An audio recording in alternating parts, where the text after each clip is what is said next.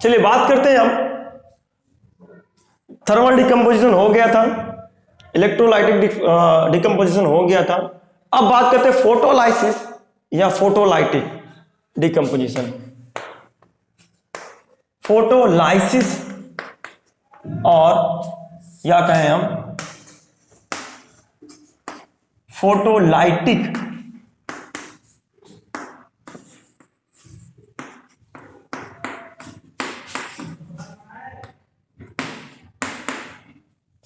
Photolytic decomposition या photolysis decomposition,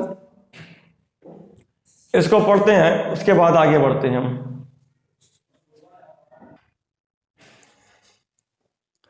देखिए बात करते हैं फोटोलाइसिस फोटोलाइटिक डिकम्पोजिशन रिएक्शंस की। फोटो मिस होता है सनलाइट, फोटो मिस होता है सनलाइट, फोटो मिस होता है सनलाइट।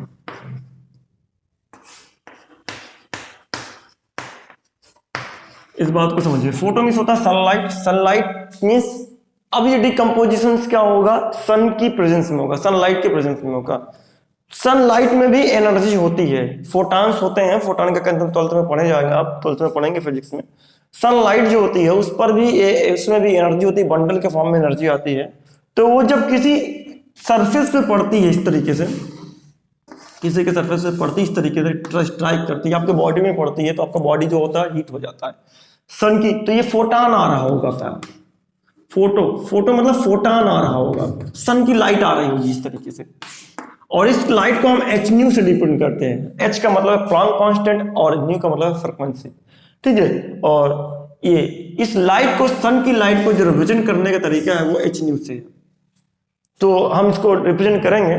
तो आप जानते हैं कि अगर कोई डिकम्पोजिशन सन की लाइट के थ्रू होता है, सन की लाइट मतलब फोटॉन का मतलब क्या होता है, फोटो का मतलब होता है सन की लाइट। कोई भी रिएक्शंस आपकी सनलाइट के थ्रू होती है, सन की लाइट की प्रेजेंस में होती है, तो उस रिएक्शंस का क्या नाम होता है, फोटोलाइसिस या फोटोलाइटिक डिकम्पोजिशन। कोई भी सब्सटेंस सनलाइट के प्रेजेंस में टूट जाए, ब्रेक कर जाए, तो उस रिएक्शंस को क्या नाम देते हैं हम, फोटोलाइटिक डिकम्पोजिशन। तो हम लिखते हैं यहां पास कि अगर हमारे पास रिएक्शंस की बात करें, हमारे पास AgCl है,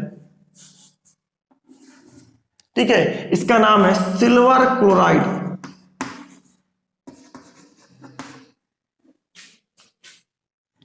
सिल्वर क्लोराइड,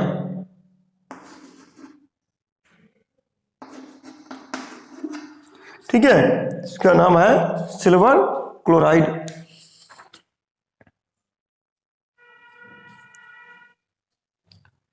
और इसको ब्रेक किया मतलब सनलाइट आई। अब सनलाइट मतलब चाइना डिश में लिए हुए हैं आप, चाइना डिश में क्या रखा हुआ है, क्या AgCl रखा हुआ है अपने चाइना डिश में। AgCl लिया, इसमें सन की लाइट प्रेजेंट है, पड़ रही है, मतलब H न्यू फोटॉन पड़ रहा है। सन की लाइट जब पड़ रही है तो ये रिएक्शंस को हम इस तरीके से डिनोट कर सकते हैं, सन की लाइट। और इसको हम ऐसे ना डिनोट करके, या तो इस सिंबल के फॉर्म में भी डिनोट कर सकते हैं, H न्यू ब्रैकेट में लिख दिए सनलाइट। तो हमको क्या मिलता है, Ag मिलता है और प्लस Cl2 मिलता है, मतलब क्लोरीन मिलती है, ठीक है। ये सॉलिड के फॉर्म में होती है और ये गैसेस के फॉर्म में होती है, ठीक है। क्लोरीन मिलता है और सिल्वर मिलता है, ठीक है।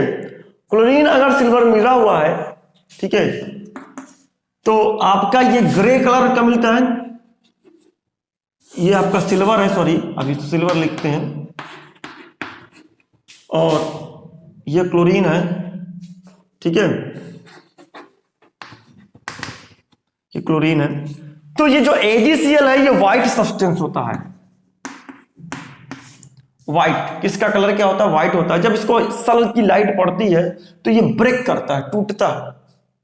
किसके किस में टूटता है, सिल्वर में टूटता है और क्लोरीन में टूट जाता है, ठीक है। तो अब इस सिल्वर का जो कलर दिखता है वो ग्रे कलर का दिखता है, ग्रे कलर का दिखता है। सिल्वर किस में टूट जाता है? ग्रे कलर का में टूट जाता है। इसी तरीके से और भी एक रिएक्शंस है हमारे पास, AgBr, यानी AgBr, इसको हम कहते हैं सिल्वर ब्रोमाइड। इसका नाम क्या है? सिल्वर एंड ब्रोमाइड, ब्रोमीन का ब्रोमाइड कहते हैं सिल्वर ब्रोमाइड। ठीक है, ये सन की लाइट, हम यहां पर फिर से HNu डिपेंड करते हैं, सन की लाइट में ही वो चलेगा ये रिएक्शन HNu। ठीक है, आप सनलाइट भी लिख सकते हैं, चलेगा, यहां सनलाइट लिख दीजिए नीचे कितने, चाइना डिश में ले लीजिए, और ये फिर से Ag में टूटेगा, और Ag और प्लस Cl2 गैस में टूटेगा। इसको भी बैलेंस कर लीजिए, ये हो जाएगा, बैलेंस कर लीजिए इसको। Cl2 इधर 2 था, इधर Cl 1 था, इसलिए Cl को हमने डबल किया तो Ag को भी डबल करना पड़ा। ठीक है, तो हमें देखा कि AgCl जो व्हाइट कलर का सब्सटेंस था, सिल्वर क्लोराइड जो व्हाइट कलर का सब्सटेंस था, उसको सन की लाइट हमने दिया जैसे, तो वो Ag और Cl में टूट गया, यानी सिल्वर में और क्लोरीन में टूट गया। अब ये जो कलर था आपका AgCl का, वो व्हाइट कलर का सब्सटेंस था, जैसे टूटा तो हमको जो चाइना डिश में मिला वो केवल सिल्वर मिला, और क्लोरीन तो उड़ गई ऊपर की तरफ। क्लोरीन क्या हो गई? गैस के फॉर्म में उड़ गई। केवल चाइना डिश में केवल क्या बचा? सिल्वर बचा। और सिल्वर किस कलर का बचा? किस कलर का दिखाई देता है? सिल्वर ग्रे कलर का दिखाई देता है। ठीक है, तो अगर आपको डिकम्पोजिशन रिएक्शंस में सन की लाइट की जरूरत पड़ती है, सन की लाइट का ऑब्जर्व होती है, तो उस रिएक्शन को हम कहते हैं फोटोलाइसिस डिकम्पोजिशन रिएक्शन या फोटोलाइटिक डिकम्पोजिशन रिएक्शन बेटा। ठीक है, तो हम यहां लिखते हैं those decomposition reaction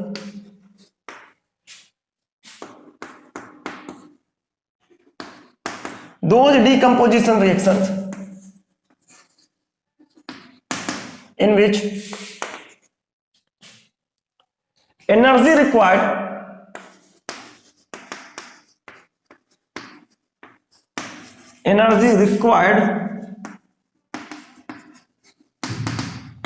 in the form of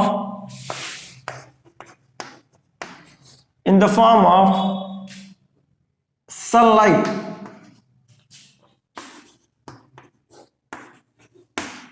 ये इसका मतलब फोटो, ठीक है, in the form of sunlight, ठीक है, फोटो। ठीक है, जब to break down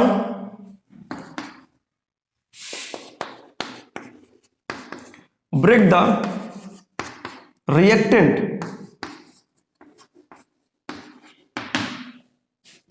are called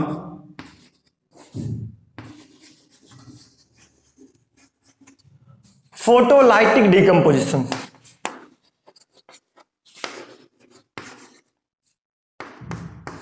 photolytic decomposition.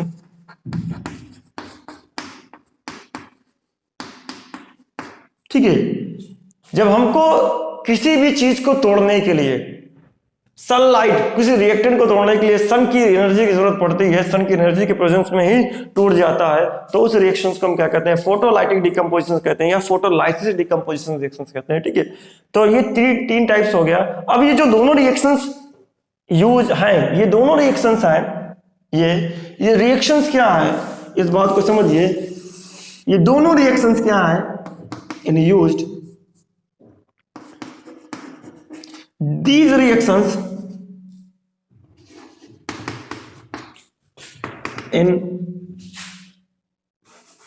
reactions are used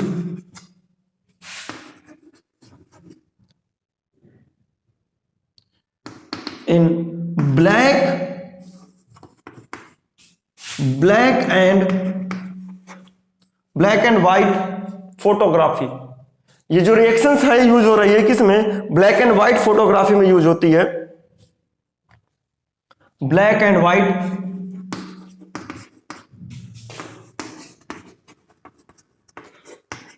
photography, ये रिएक्शंस कहाँ यूज होती हैं? ब्लैक एंड व्हाइट फोटोग्राफी में, यानी आप जो फोटोग्राफी करते थे पहले उसमें यूज होती थी। ठीक है, ये हुआ आपके पास डिकम्पोजिशन रिएक्शंस। आई होप आपको समझ में आया होगा। Pause the video and note down.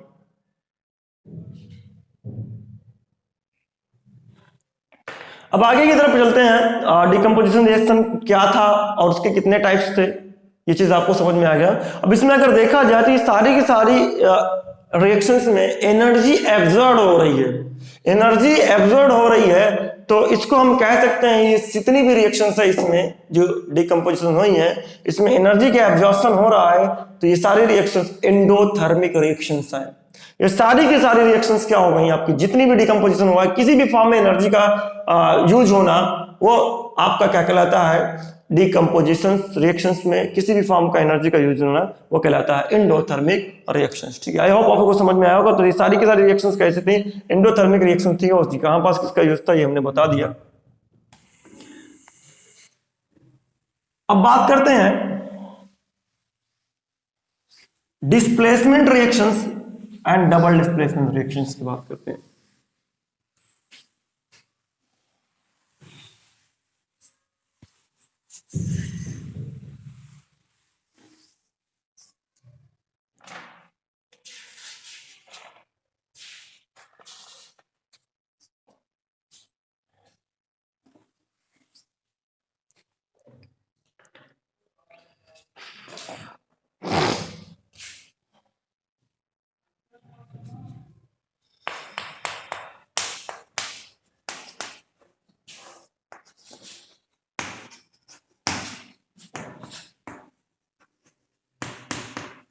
Displacement reactions,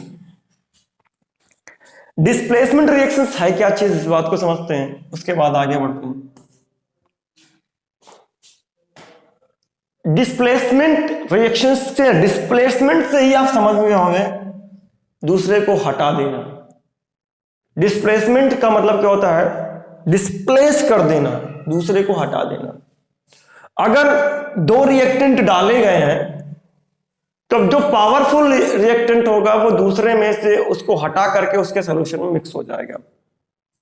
जैसे मैं कहूं एक मोटा आदमी एक पतला इंसान, वो मोटा आदमी पतले इंसान को अगर वो कहीं पास बैठा हुआ है तो पतले इंसान को क्या करता है, वो उठा करके हटा देता है, बोला है तुम मेरी इस जगह से उठो। अब वो जब बोल दिया मोटा आदमी पतले इंसान को, तो पतला इंसान बेचारा जो बैठा होता है वो उस जगह से हट जाता है। तो ये फिनोमिना क्या कहलाया, डिस्प्लेसमेंट कहलाया। यानी जो पावरफुल इंसान था, जो बॉडी में पावरफुल इंसान था, उसने एक नॉर्मल इंसान यानी वीक इंसान को बाहर कर दिया, उठा करके उस जगह से बाहर कर दिया, उस प्लेस से बाहर कर दिया और उसमें खुद जाकर के बैठ गया। तो वही सिस्टम यहां पर भी है कि जब कोई एक रिएक्टेंट दूसरे रिएक्टेंट के साथ मिक्स करते हैं तो वो रिएक्टेंट करता क्या चीज है, हम यहां पास सपोज दैट लिख देते हैं, एक ए है और एक BC है, एक ए है और एक BC है, ये सोल्यूशन है और ये मेटल है, मेटल है एनीथिंग जो भी है। इस सोल्यूशन में हमने जैसे मेटल को डाला, ये मेटल अगर हाईवी यानी हाई पावर का होगा तो इसमें से जो भी सोल्यूशन में, इस सोल्यूशन में जो भी मेटल होगा उसको क्या कर देगा, डिस्प्लेस कर देगा, यानी वीक पावर वाले मेटल को डिस्प्लेस कर देगा। तो अगर ये हाई पावर का है B से, ये जो है मोर रिएक्टिव का है B से, है मोर रिएक्टिव है B से, तो अगर A जो है मोर रिएक्टिव है B से तो A वाला B को क्या करेगा, डिस्प्लेस कर देगा। मीन्स A जो होगा खुद जाकर के इन्वॉल्व हो जाएगा और B को बाहर कर देगा। इसी प्रोसेस को हम कहते हैं डिस्प्लेसमेंट रिएक्शंस। ठीक है, अगर सॉल्यूशन में कोई एक ऐसा सब्सटेंस डाल दिया गया है जो बहुत ज्यादा रिएक्टिव है, तो वो आपका जो सब्सटेंस है यानी जो मेटल्स है, जो भी एलिमेंट्स है, वो उसके सॉल्यूशन में से उसके एटम्स को डिस्प्लेस करेगा और खुद जाकर के सॉल्यूशन का फॉर्मेशन कर लेगा। ठीक है, इस टाइप के रिएक्शंस को हम क्या कहते हैं, डिस्प्लेसमेंट रिएक्शंस। ठीक है, तो डिस्प्लेसमेंट रिएक्शन क्या है, those reactions in which more reactive element, ठीक है, can displace the less reactive element of its solution. ठीक है, आपका है कहलाता है, लिखते हैं those reactions in which those reaction in which more reactive element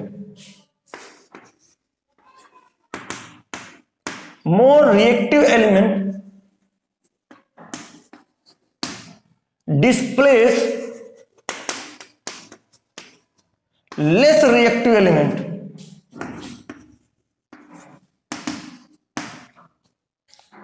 from the compound. Less reactive element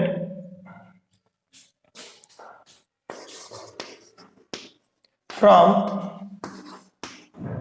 compound, या तो कहें सॉल्यूशंस। ठीक है, लेस रिएक्टिव एलिमेंट को क्या करता है, कंपाउंड से डिस्प्लेस कर देता है फ्रॉम कंपाउंड, और less solutions are called displacement reactions.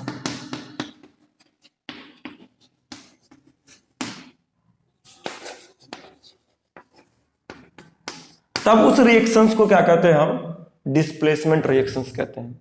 इसका मतलब एक ऐसे रिएक्शंस आपके पास डिस्प्लेसमेंट रिएक्शंस हैं। ठीक है, तो अब डिस्प्लेसमेंट रिएक्शंस में एक एग्जांपल हम लेते हैं।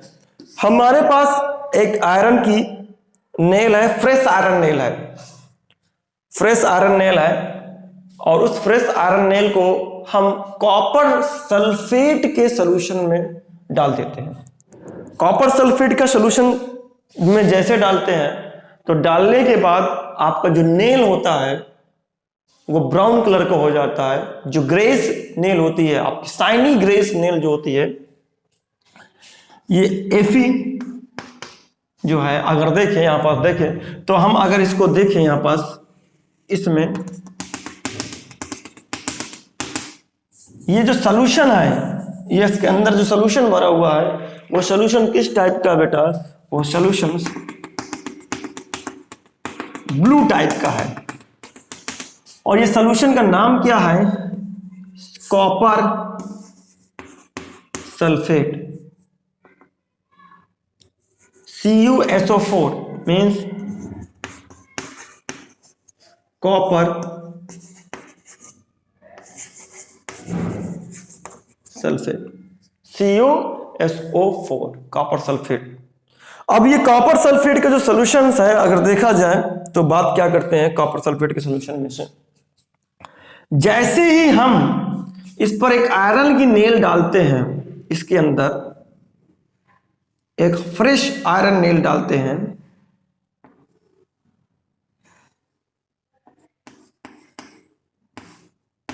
इस आयरन नेल का जो क्या है, शाइनी ग्रे, चमकती हुई नेल होती है, एकदम fresh nail, shiny grey colour की नेल होती है। ठीक है, और ये है क्या, एफी है। जैसे हम डालते हैं, डालने के बाद कुछ टाइम के अकॉर्डिंग हम देखते हैं कि ये जो आपका सल्फेट सॉल्यूशन होता है, ये जो नेल होती है वो नेल आपकी ब्राउन कलर की हो जाती है, नेल ब्राउन कलर की हो जाती है बेटा।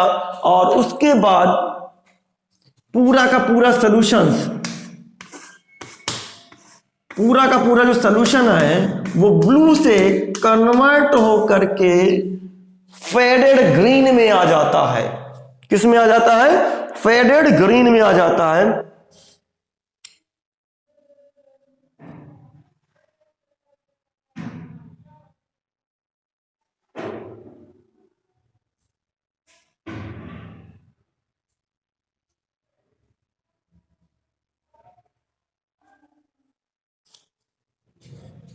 ठीक है, ये जो आपका रिएक्शन, आपका जो सॉल्यूशन बना है, ये नेल जो है आयरन की, ये किस कलर की है, ये आपकी ब्राउन कलर की नेल हो जाती है, ब्राउन कलर की नेल हो जाती है। और ये जो सॉल्यूशन मिला है, ये जो सॉल्यूशन मिला है, ये ग्रे यानी ग्रीन फेडेड हो जाता है, फेडेड ग्रीन।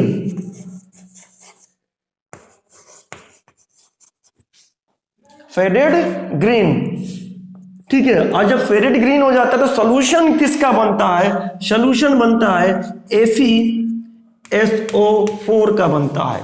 मींस Fe हमने डाला इसके अंदर तो Fe ने कॉपर सल्फेट में से कॉपर को हटाया, और जैसे हटाया और खुद जाकर के उसमें बैठ गया और क्या बना लिया? FeSO4।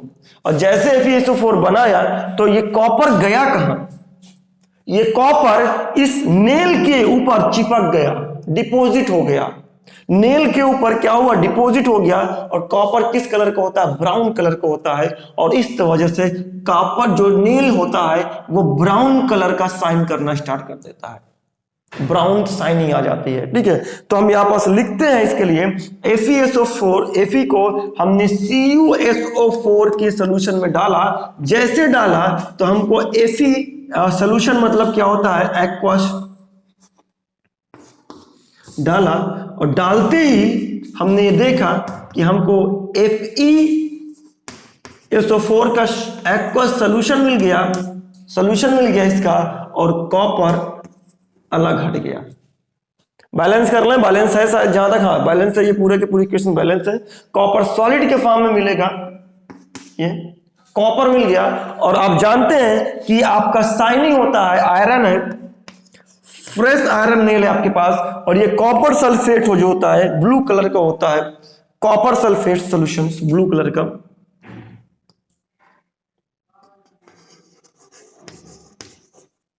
Copper sulphate, copper sulphate colour कौन सा है? ब्लू है बेटा।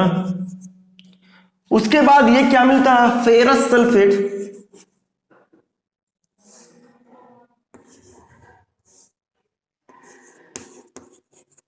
Ferrous sulphate.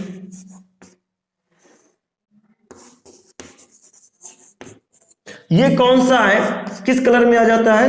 शेडेड ग्रीन, यानी प्योर ग्रीन नहीं होता है, ग्रीन की तरीके से दिखाई देता है, लाइट ग्रीन होता है, लाइट ग्रीन, और बहुत कम ग्रीन होता है, मतलब दिखता ग्रीन है। और ये कॉपर आपको जानते हैं किस कलर का है, ये तो आप जान ही गए होंगे। कॉपर आपका मिला, ये कॉपर है, ब्राउन कलर का मिलता है।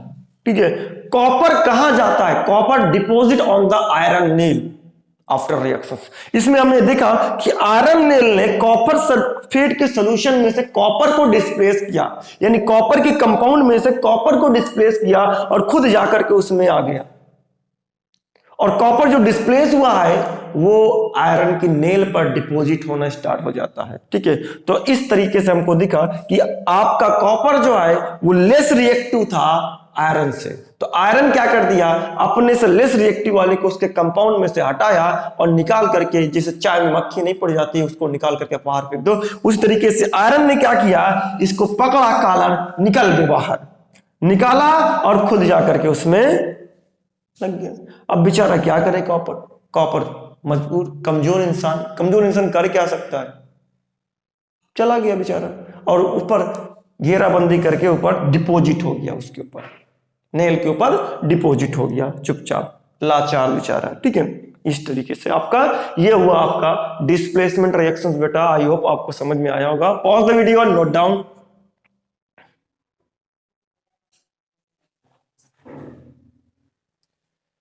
अब आगे की तरफ बढ़ते हैं।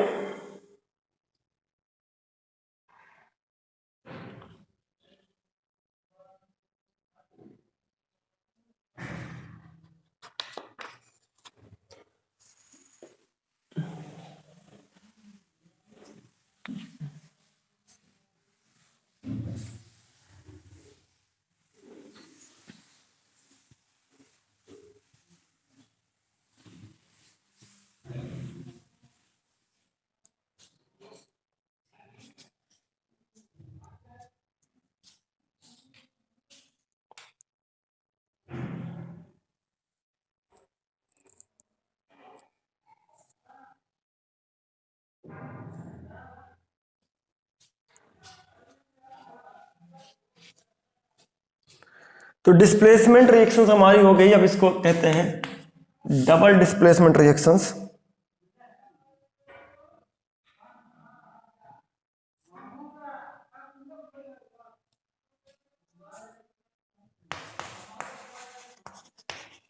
Double displacement reactions,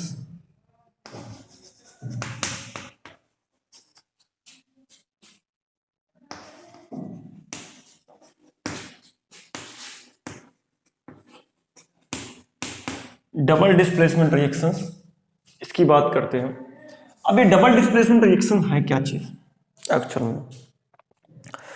double displacement reactions वो रिएक्शंस है जिसमें दो दो डिस्प्लेसमेंट होती है। अब दो दो डिस्प्लेसमेंट क्या है? इसमें डिस्प्लेसमेंट दो दो तो दिखा नहीं सकते, दिखा सकते हैं लेकिन जरूरत नहीं है। यहां पास क्या होता है कि दो कंपाउंड होते हैं, वो कंपाउंड जो होते हैं वो अपने आयंस को एक्सचेंज कर लेते हैं, या ग्रुप ऑफ आयंस को एक्सचेंज कर देते हैं। आयंस या ग्रुप ऑफ आयंस को एक्सचेंज कर लेते हैं। तो उसमें जो होता है उस रिएक्शन को हम क्या कहते हैं? डबल डिस्प्लेसमेंट रिएक्शन कहते हैं। जैसे हम कहें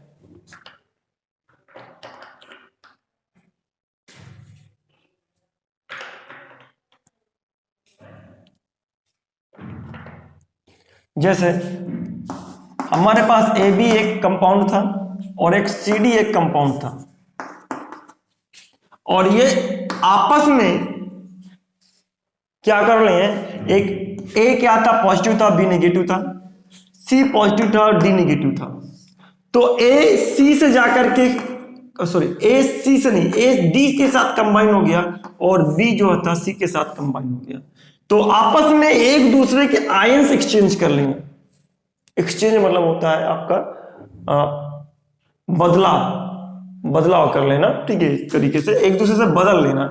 तो A जो है D के साथ कंबाइन हो जाता है और C जो है वो आपका C जो है वो B के साथ कंबाइन हो जाता है।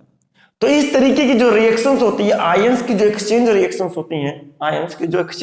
होती हैं, उसको हम कहते हैं डबल डिस्प्लेसमेंट रिएक्शंस। अब एग्जांपल्स की बात करते हैं। हमारे पास एक सॉल्यूशन है,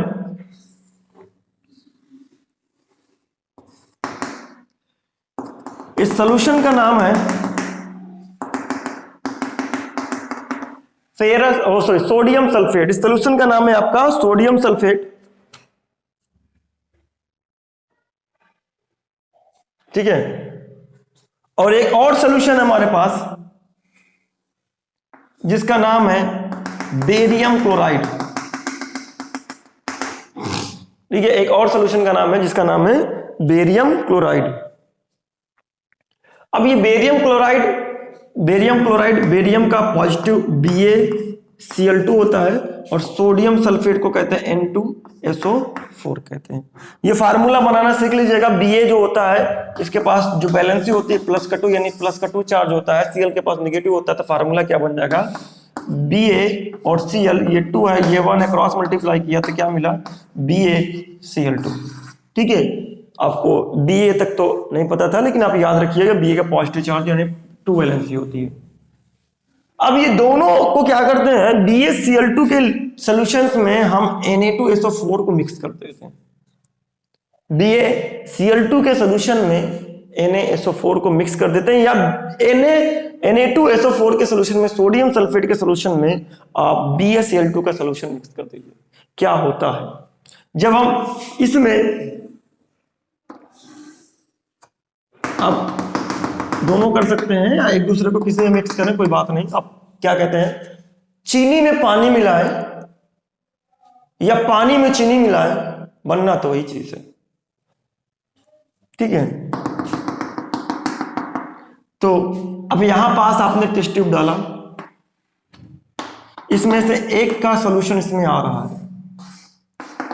ये जो है आपके पास जो भी कलर रहा होगा, मैं इसको भी यहां बना देता हूं, कोई कलर ले लेता हूं, और यहां से आपका जो है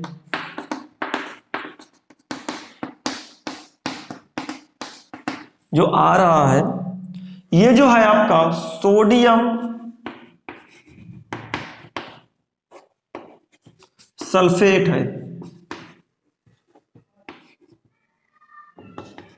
और इसका जो फार्मूला है Na2SO4 है, और इसके अंदर जो रखा हुआ है ये है बेरियम क्लोराइड, अंदर जो अभी है वो है बेरियम क्लोराइड। आपने मिक्स किया, जब दोनों को मिक्स किया तो मिक्स करने के बाद आपको यहां पास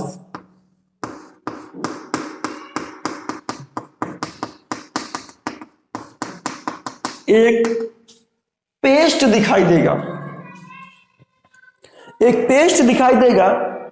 वो पेस्ट जो है वो व्हाइट कलर का होता है बेटा, पेस्ट किस तरीके का व्हाइट कलर का होता है, और वो व्हाइट कलर का जो पेस्ट होता है उसको हम नाम देते हैं प्रेसिपिटेट।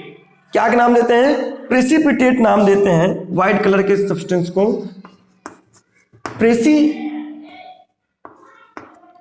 प्रेसिपिटेट।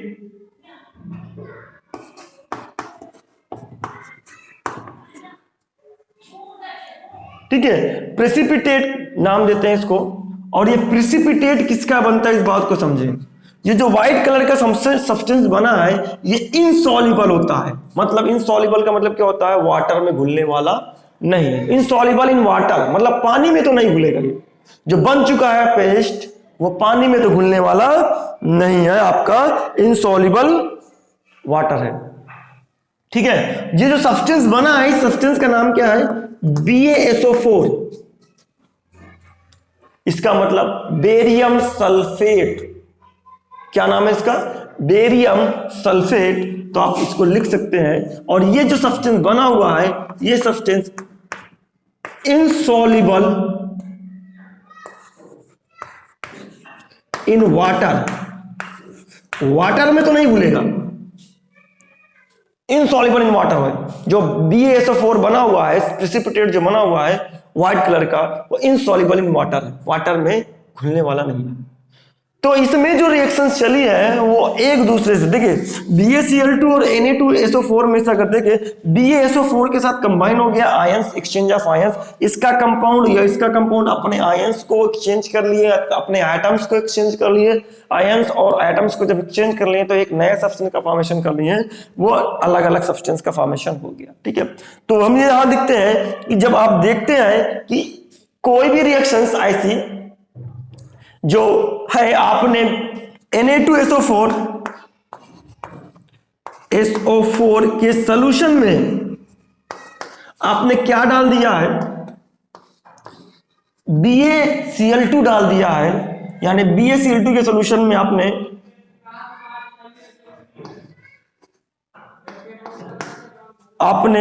Na2SO4 के सॉल्यूशन में BaCl2 जब डाल दिया, डालने के बाद हमने देखा कि रिएक्शंस कैरी आउट हुई हैं। जब रिएक्शंस कैरी आउट हुई हैं तो वो रिएक्शंस क्या चलती हैं? रिएक्शन चलती हैं, हमको मिलता है BaSO4 मिला,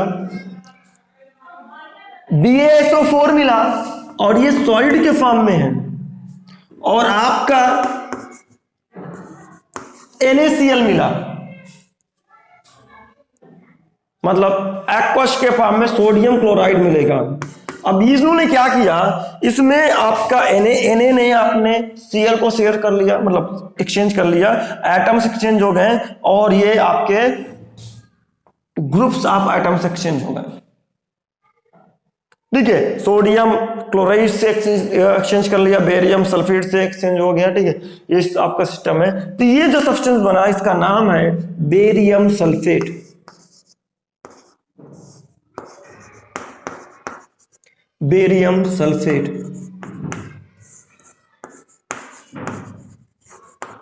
और जब बेरियम सल्फेट है हमारे पास, तो बेरियम सल्फेट जो होता है वो प्रेसिपिटेट बनता है। वो चीज आपके पास है, और किस कलर का है? ये व्हाइट कलर का है बेटा, व्हाइट प्रेसिपिटेट। PPT भी इसको बोलते हैं हम, व्हाइट PPT। ठीक है, व्हाइट PPT, प्रेसिपिटेट को हम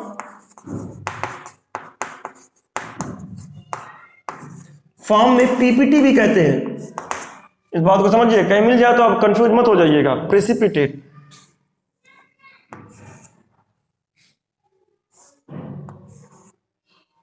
ठीक है, व्हाइट प्रेसिपिटेट बनता है। और ये आपको पता ही सोडियम क्लोराइड है, सॉल्यूशन है।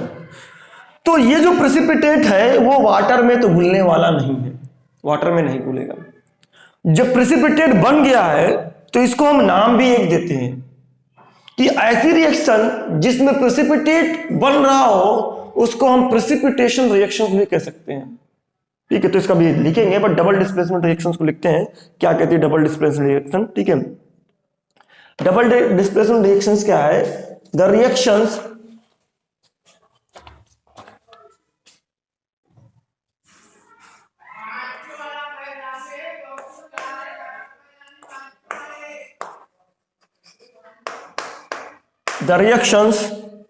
in which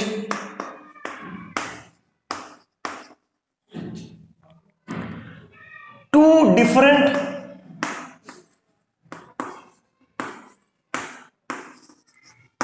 different ions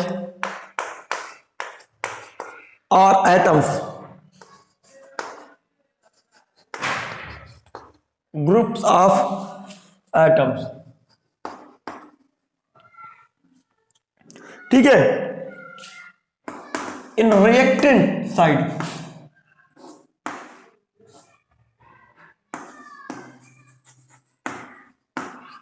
देख लीजिए आप, आयंस मतलब Na और Ba, ये आयंस है। Group of atoms SO4 sulphate, आपके पास ग्रुप्स ऑफ एटम्स है जिसे आप कंपाउंड एटम्स कहते हैं। एंड रिएक्टेंट की तरफ ये दोनों है, ठीक है, reactant molecules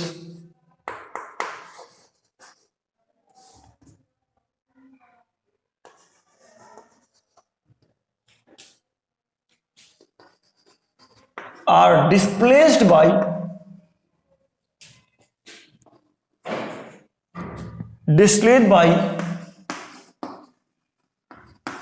each other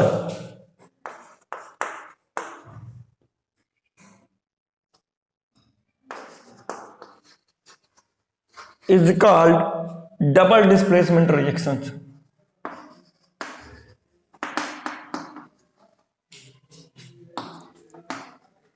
displacement reactions, तब उसको हम क्या कहते हैं? डबल डिस्प्लेसमेंट रिएक्शन कहते हैं।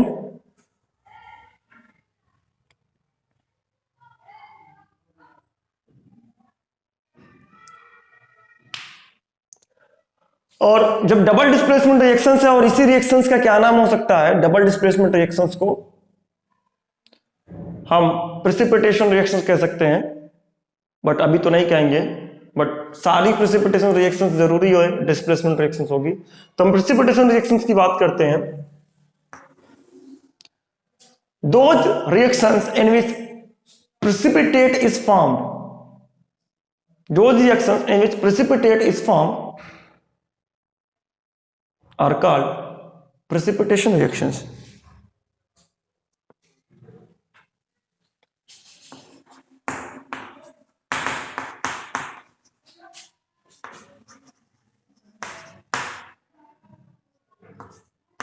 प्रेसिपिटेशन रिएक्शंस का मतलब क्या है? दोज रिएक्शंस या कहें any reactions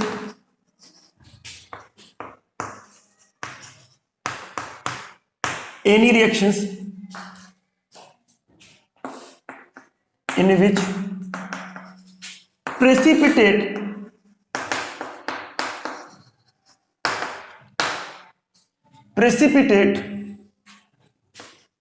are produced,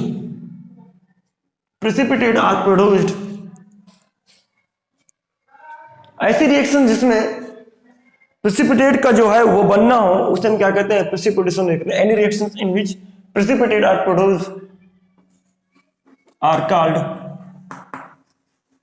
precipitation reaction.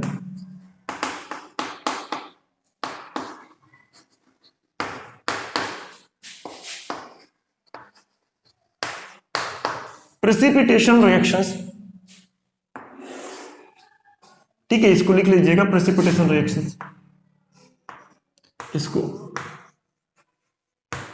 Sorry मैं लिखना भूल गया, प्रेसिपिटेशन रिएक्शंस को आप हेडिंग डाल लीजिएगा प्रेसिपिटेशन रिएक्शंस, ठीक है। तो एक चीज तो कंफर्म हो गया कि अगर आपका प्रेसिपिटेशन रिएक्शंस है उससे प्रेसिपिटेट का बनना होता है, और वो आपने देख भी लिया। तो ये चीज याद रखिएगा, all precipitate reactions are double displacement reactions. सभी जो प्रेसिपिटेट रिएक्शंस होती हैं वो डबल डिस्प्लेसमेंट रिएक्शंस होती हैं, बट ये जरूरी नहीं है कि सभी double displacement reactions precipitate reactions हों। समझिए बात, ठीक है। सभी precipitate reactions double displacement reactions होती हैं, ये जरूरी है, लेकिन ये जरूरी नहीं है कि सभी double displacement reactions precipitate reactions हो। ठीक है, ये ध्यान रखिएगा। इसको लिख लेते हैं, इसका नाम है सोडियम सल्फेट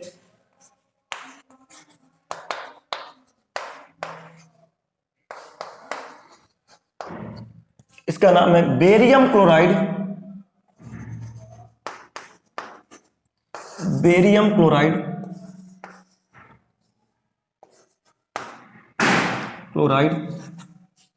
ये आपके पास है, और आपको दिखा कि एक बेरियम सल्फेट मिला और सोडियम क्लोराइड मिला, और उसको बेरियम सल्फेट जो है वो नीचे की तरफ बैठा हुआ है, एक व्हाइट कलर का लिक्विड बना हुआ, व्हाइट कलर का आपका पेस्ट बना हुआ है, और वो आपको क्या दिख रहा है, वो पेस्ट क्या कहलाता है, प्रेसिपिटेट कहलाता है। वो पेस्ट जो है वो इनसॉल्युबल वाटर है, ठीक है, इनसॉल्युबल इन वाटर, वाटर में जो है वो सॉल्युबल नहीं है, घुलता नहीं है, वो उसी का उसी तरह पड़ा रहेगा आपका। ठीक है, इस तरीके से जैसे आप हनी को डाले, उसमें प्योर हनी को आप वाटर में जब डालते हैं तो जो प्योर हनी होती है वो वाटर में घुलती नहीं है, उसी तरीके से आपकी पेस्ट की रूप में बनी रहती है। ठीक है, तो ये हो गई आपकी प्रेसिपिटेशन रिएक्शंस हो गई, डबल डिस्प्लेसमेंट रिएक्शंस हो गई। आई होप आपको समझ में आया ही होगा। ठीक है, ये ध्यान रखिएगा, सभी प्रेसिपिटेशन रिएक्शंस डबल डिस्प्लेसमेंट होती हैं, लेकिन सभी double displacement reaction precipitation reactions नहीं होती हैं। पॉज द वीडियो और नोट डाउन, बाकी कल डिस्कस करते हैं।